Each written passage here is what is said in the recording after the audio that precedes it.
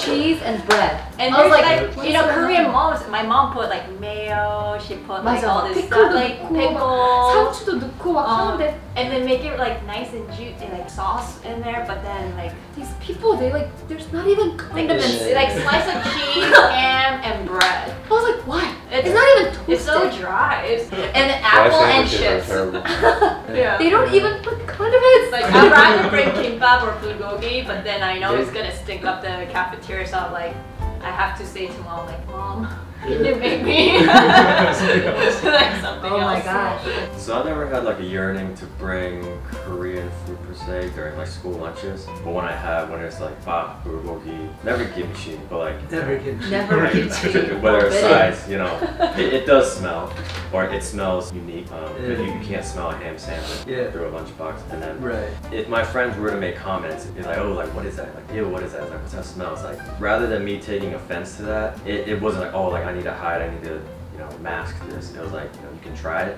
This is why I'm eating this. This is why I'm bringing this. So then, like, once they say like, wow, this is really good. This is better than, like you guys said, a piece of bread and cheese. Because like I'm eating good over here. Right, you guys can eat Doritos, your Capri Suns. You know, I'm having a great meal, but it goes like that. So you were more mature than. Yeah, we were like at a younger age. we were like, I must eat it like this. Take one bite, close it. One bite, close it. Did you do that? Wow. Like, eat before the lunchtime starts. Oh, I already ate. I'm not that hungry. Yeah, I remember getting just roasted in kindergarten. Just roasted, and she must have packed the kimchi. And you know, kids, they're just savages. You know, they'll get up out of their seat. What is that? Like, they'll do stuff like that. Wow. And I think that just scarred me for, you know. That is so scarring. For my childhood, and I just begged for Lunchables from then on. Oh, Lunchables. Lunchables was the cool thing to go. Coolest thing ever. You gotta have your little Kool-Aid twist off thing. And the handmade pizza. Yeah, maybe a fruit roll up. That was it. Yeah. Did anyone wrap it in like that H-Mart grocery bag? Exactly. Yeah, I remember I was like, can I get like a normal lunchbox? Like, no, why would you want that when you can have like this? And it's like, I don't know, like a laptop bag or something? Why? Like, why can't I just have a regular like lunchbox? What's wrong with this? Yeah, that struggle was so real. Yeah. I actually really like what Ben said because he was like 20 years earlier than me. Because way later, when I was like working as a nurse, like I would always have to pack lunch, and I actually brought a lot of Korean food. And actually, that's when I was like fully able to like embrace my culture and be like, hey, try this. This is so cool. Like this tastes so good. And like, yeah, it like starts off with like, oh, what's that smell? But it's like, that smells really good. Ooh, what is this? Like, how do you cook it? And there's a lot more like cherishing like cultural differences and diversity. But yeah, growing up, that was not. Kids are. Savages. Now I don't care. I bring Korean lunch like during my work meeting. Like, I'm gonna open my kimchi. I'm gonna like, work and eat at lunch. Like I don't care. I'm packing lunch and my mom's like, "Are you sure you want to bring that?" I'm like, "Amma, they love it."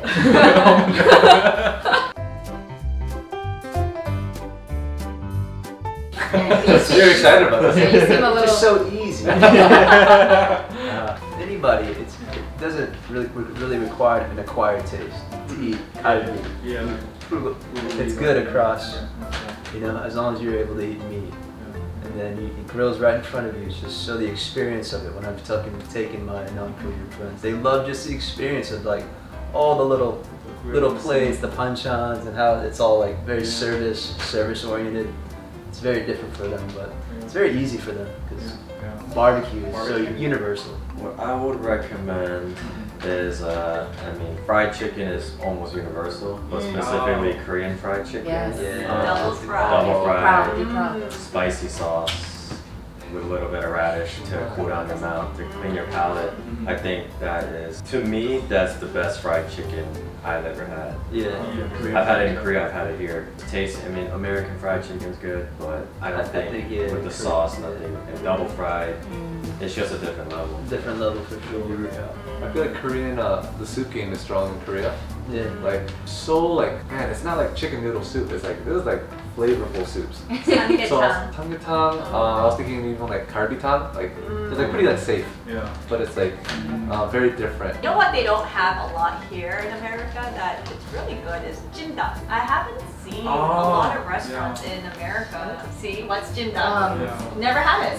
Have you ever had it? I've never had it here, no. Have you had it? Do you know what it is? I don't know what it is. Oh. Do you know what it is? We were talking about it it last comes- night. I'll make it for you guys next time. Oh, We do similar content. Yeah. Jimdap, yeah. With the glass noodles inside it. Yeah, glass noodle. And then it 감자. can be soy based or it can be spicy. And it's got chicken and it got duck. It's Yes. really good. Yeah. It's got it's a little saucy. It's It's a not like sauce. soup, but it's got a bit of sauce. And then the best part is after you eat the chicken and the noodles, they put 볶음밥, like they pop and pigyo, Wow. and put like kim and, Yes. and all that. Basically what he made for us with the Yeah. I would start by just being radically open to different ideas, backgrounds, while retaining who you are as a whole. I think pride can only go so far, but just approach everything. This is who I am, and there's pride in that.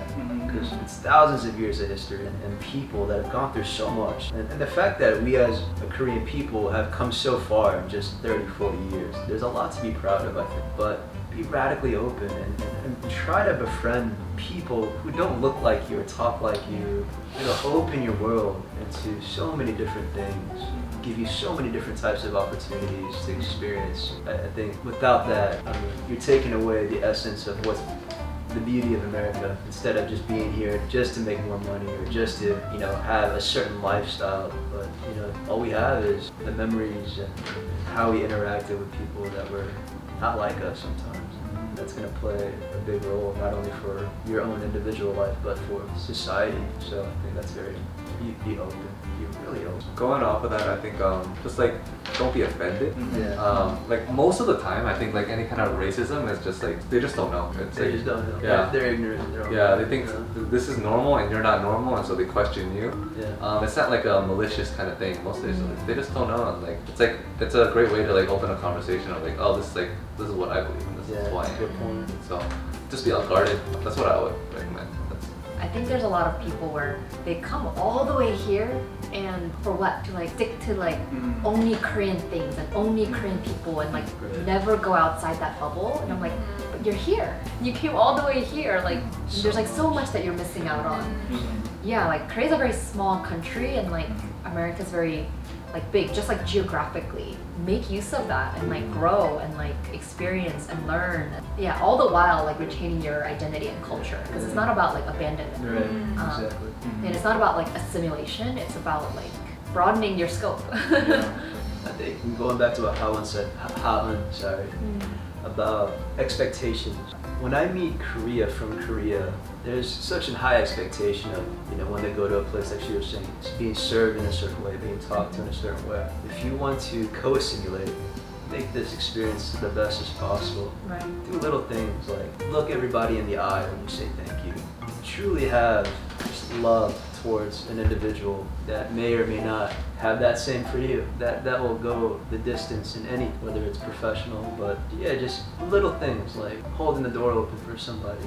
Be really engaged. Like we as Koreans, we naturally have, what we call nunchi, right? We can see what's going on around us, how people are reacting. But what in my personal experience, people from Korea, they don't really act on it in a proactive, loving way. So even the 1.5s that are older than us, maybe 20, 30 years, like love is always the key. So if you can simulate from your background, right, whether you're coming from Korea or whatever country, and make sure that is the primary thing in your life, you'll be fine.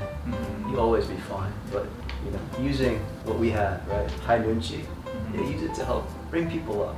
That will go across any culture.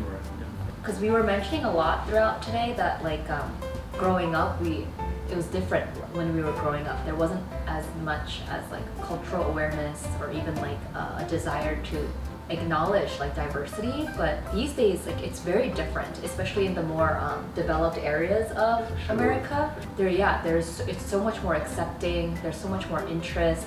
Korean culture has like become global, whether it's like through cosmetics or just like 10 music, years. food, and whatever.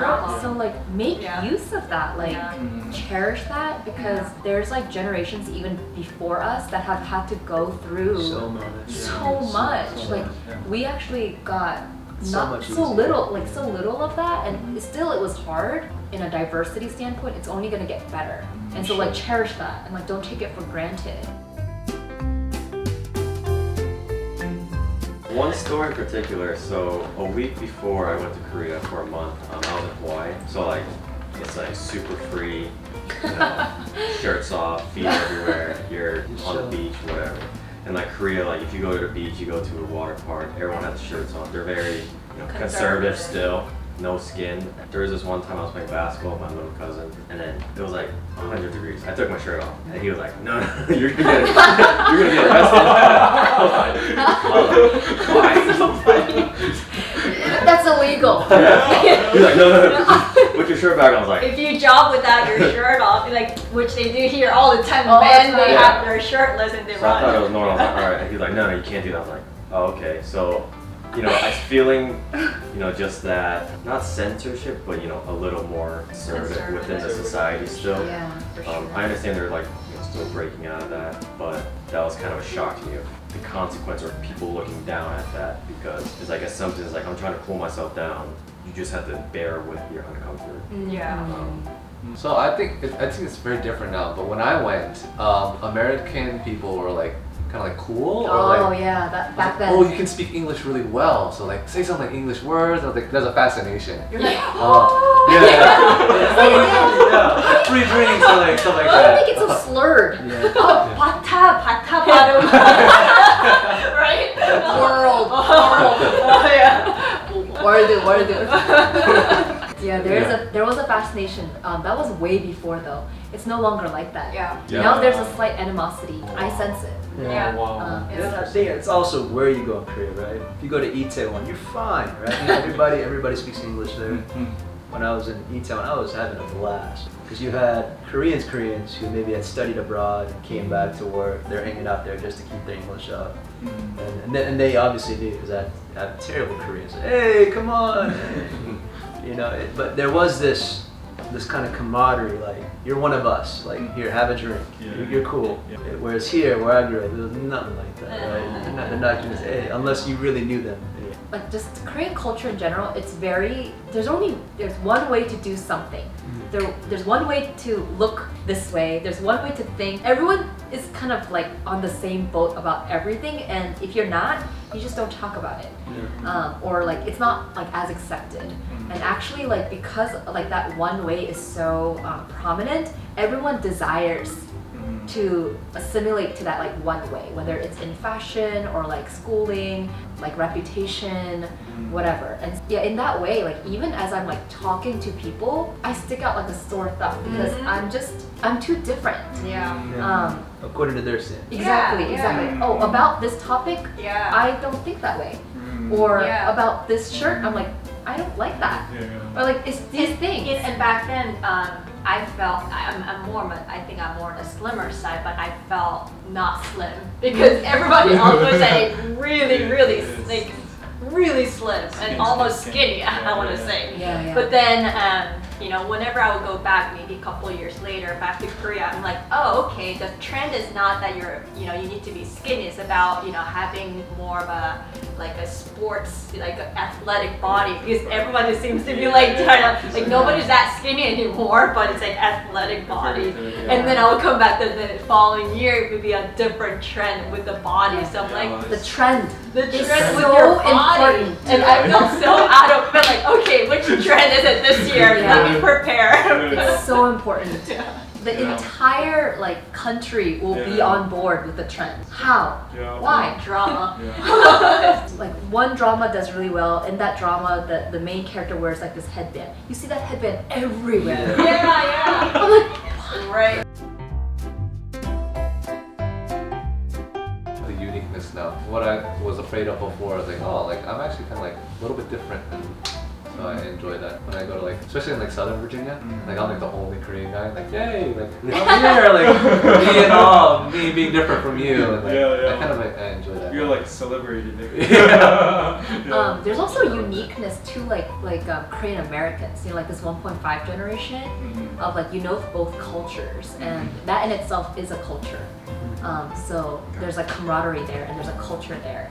It was actually really interesting because we were talking about the movie Minari. Yeah, and so like a generation above me, they were saying like it was so boring.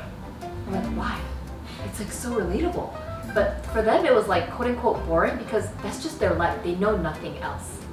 Versus when I look at it, I'm like, I know both sides of the story, and I like can recognize like this is hard, this is this. Like because of that comparison, we're better able to appreciate the cultural like experience.